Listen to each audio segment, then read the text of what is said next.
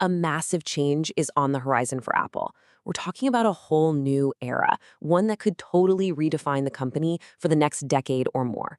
The leadership's changing, the whole strategy might be shifting, and it all points to one thing: Apple 3.0. All right, let's get into it. So the date you're going to want to remember is 2026. This isn't just another year on the calendar for Apple. Nope, this is a huge, pivotal moment. One that's probably going to set the company's direction for the next, 15 years. But what's the big deal? Why is this 1 year so important? Well, here's why. On September 1st, 2026, Tim Cook is set to step down as CEO, and his replacement, it's going to be a longtime Apple guy, John Ternus. Get this, the very first product he's going to launch is the iPhone 18 Pro. Talk about hitting the ground running, right? But look, to really wrap our heads around what Apple 3.0 even means, we have to rewind. We've got to look back at the era that basically built the modern Apple we all know. And that, of course, is the Steve Jobs era. Let's call it Apple 2.0. I mean, it is wild to think about now, but in the late 90s, Apple was literally on the brink of collapse. They were less than a year away from going completely broke. And then, in this legendary comeback story, Steve Jobs returns. And what happened next? Just a tidal wave of innovation that changed everything. The iPod, the iPhone, the iPad. He was even thinking so far ahead that he bought Siri, laying the groundwork for AI way back in 2010.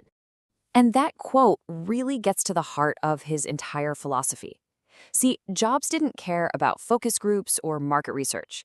He trusted his gut, his own vision, to create things that we, the public, didn't even know we wanted yet. He was building the future, not just reacting to today. That thinking, that's what made Apple, well, Apple. So when Jobs stepped down in 2011, the keys to the kingdom were handed over to Tim Cook. And that kicked off a completely different but unbelievably successful chapter for Apple, the era of the master operator. And the difference between these two guys is just night and day. Steve Jobs was the visionary, right? The product guy who literally invented new categories of technology out of thin air. Tim Cook, on the other hand, was an absolute operational genius. His whole focus was different. It was, okay, we have this amazing vision. How do we build it, perfect it, and sell it to every single person on the planet? And boy, did he deliver. Under Tim Cook, Apple exploded into a nearly $4 trillion empire. He solved the logistical nightmare of global supply chains, managing to launch the exact same iPhone at the exact same time all over the world. I mean, other companies can only dream of doing that.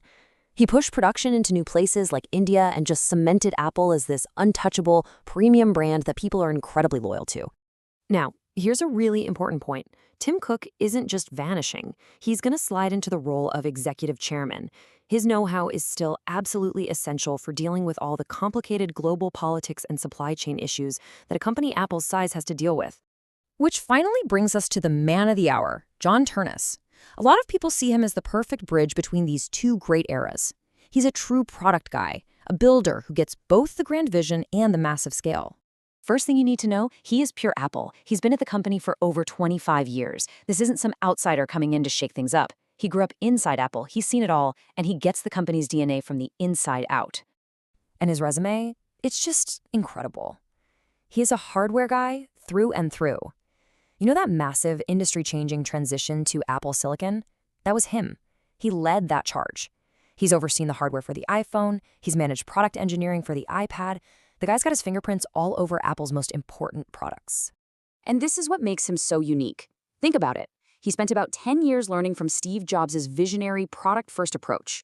And then he spends another 15 years learning from Tim Cook's masterclass in operations and scale.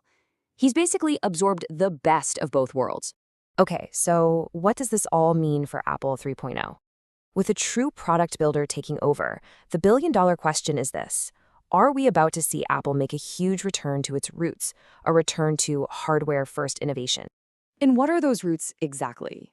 Well, Apple's original DNA was always about making unbelievably great hardware first, and then designing software that works so perfectly with it that the whole experience just feels magical. At its heart, Apple's a hardware company that makes its software shine. And if they lean back into that, we could see some seriously cool stuff. We're talking about a huge new focus on AI that actually runs on your device, not in the cloud.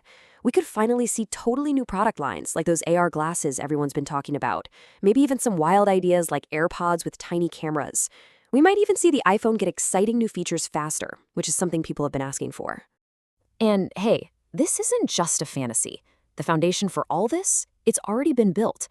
Those powerful Apple Silicon chips, the project that Ternus himself led, that's the key. That's the engine that's going to unlock all this powerful on-device AI.